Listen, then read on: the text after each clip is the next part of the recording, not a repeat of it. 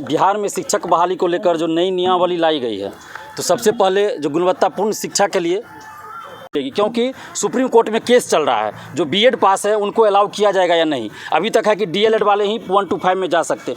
तो ऐसी परिस्थिति में जो बीएड किए हुए हैं, वर्षों से पात्रता परीक्षा पास किए हुए हैं, तो वो लोग कहाँ जाएंगे? वो फॉर्म भर भी देंगे तो सरकार क्या गारंटी देगी कि 1 to 5 में उनका सिलेक्शन होगा और उनको जॉब मिलेगी? क्योंकि सुप्रीम कोर्ट में केस चल रहा है।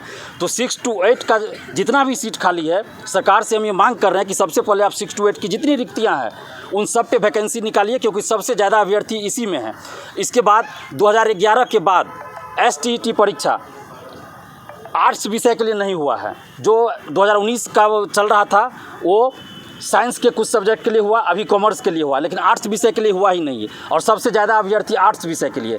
तो फिर आप वैकेंसी तो निकाल दिए, 1,70,000 दिखा दिए, उसमें भी नियोजित शिक्षक भी भरेंगे, तो फिर ये जो पूरा सीट है वो भरेगा ही नहीं, खाली रह जाएगा इसमें सीट। क्योंकि अब जितना अभ्यर्थी पास कर चुके हैं पात्रता परीक्षा, आप उससे ज़्यादा रिक्ति है बिहार में, लेकिन लोग फॉर्म नहीं भर सकते क्योंकि उस विषय के लिए STET हुआ ही नहीं, और सीटेट जो पास है वो 11-12 के लिए अप्लाई ही नहीं कर सकते हैं।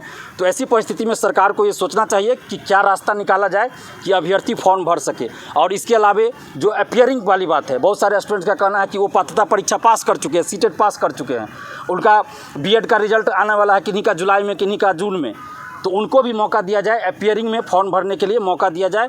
ये हम लोग की मांग है, और इसीलिए हम आज प्रेस कॉन्फ्रेंस बुलाए हैं। तो सरकार से हम यही मांग कर रहे हैं कि आप इस पे ध्यान दीजिए और ज़्यादा से ज़्यादा अभ्यर्थियों को मौका मिले शिक्षक बहाली में। चूँकि हर साल तो शिक्षक बहाली आती नहीं है, तो इसलिए आप ऐसा रास्ता निकालिए कि ज़्यादा से ज़्यादा शिक्षक अभ्यर्थी फॉर्म भर सके और गुणवत्तापूर्ण शिक्षा के लिए अग्रसर हो सके, शिक्षा विभाग भी अग्रसर हो सके, बिहार सरकार अग्रसर हो सके, और शिक्षक भी हो सके। और एक और पॉइंट है कि नियोजित शिक्षक जो 4 लाख है लगभग, और जो नए अभ्यर्थी शिक्षक अभ्यर्थी, दोनों को आप एक साथ परीक्षा ले रहे हैं, जो कि कहीं से उचित नहीं है। आपको दोनों का अलग अलग परीक्षा लेना चाहिए। अगर नियोजित शिक्षक को आपको लेना है परीक्षा, राज्यकर्मी का दर्जा देने के लिए आप कह रहे हैं, हम तो मांग कर रहे हैं कि आप बिना शर्त नियोजित शिक्षक को राज्यकर्मी का दर्जा दीजिए, क्योंकि उनकी भी नियुक्ति नीतीश कुमार जी के मुख्यमंत्री काल में ही हुआ है, किसी और के काल में नहीं हुआ है। तो आप उनको बिना शर्त राज्यकर्मी का दर्जा दीजिए, और उसके बाद आप डिपार्टमेंटल परीक्षा लीजिए, या BPSC से ही लेना है तो उनका अलग से परीक्षा लीजिए नियोजित शिक्षक का। आप फ्रेश जो ले रहे हैं, जो नए अभ्यर्थी है शिक्षक अभ्यर्थी, उनके साथ उनको मत मिलाइए, अलग अलग एग्जाम लीजिए।